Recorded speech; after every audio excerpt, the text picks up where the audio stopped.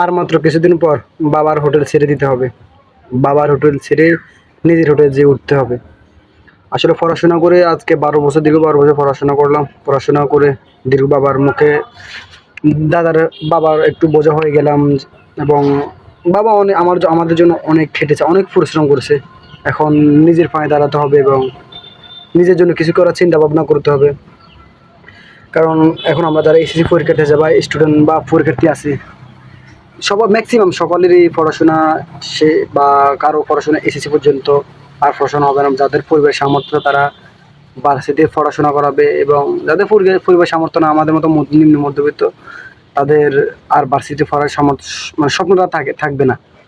তো দিন শেষে বাবার বাবার হোটেলে ছেড়ে দিতে হবে। বাবার হোটেলে আর থাকা যাবে না। তো ইনশাআল্লাহ চেষ্টা করতেছি প্রবাসে বা সেটেল হওয়ার। এবং এই পরীক্ষার পর এসএসসি পরীক্ষার পর আর পড়াশোনা করার বা করানোর আর লক্ষ্য খেল নেই। আসলে বাবার হোটেলটা ছেড়ে দিতে খুবই কষ্ট লাগে। এত 12 বছর বাবার হোটেলে মানে বিনা টাকা বিনা বেতনে মানে খাওয়া দাওয়া করলাম, পড়াশোনা করলাম। এখন এতদিন পর বাবার হোটেলটা ছেড়ে দেবো, মানে মন মানতেছে না কীভাবে যেন বাবার হোটেল ছেড়ে দেবো। আসলে বাবা আমাদের জন্য অনেক পরিশ্রম করছেন।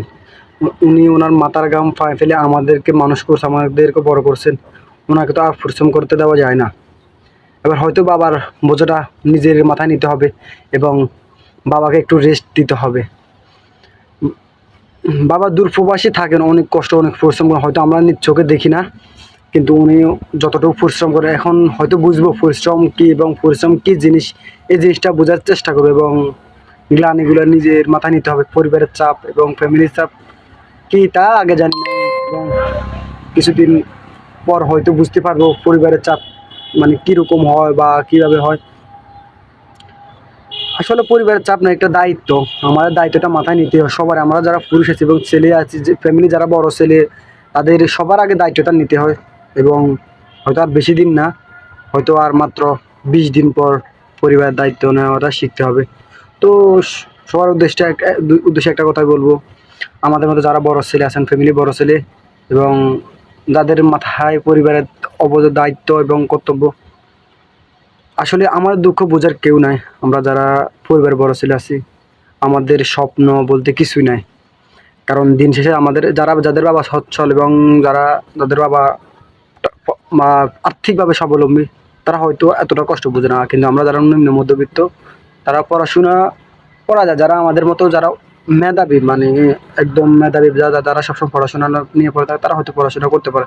কিন্তু আমরা যারা পড়াশোনা একদম ভালো না একদম খারাপও না, আমাদের পড়াশোনা হয়তো মাঝপথে থেমে যায়।